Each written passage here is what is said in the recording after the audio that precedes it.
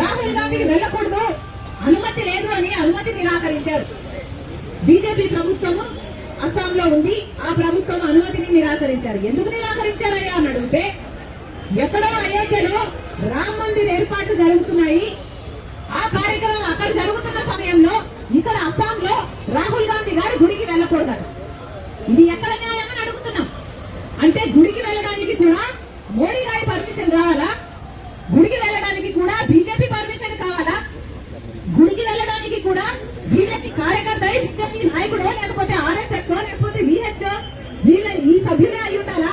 సామాన్య ప్రజలకు కనీసం గుడికి వెళ్లే హక్కు లేదా అని అడుగుతున్నాం.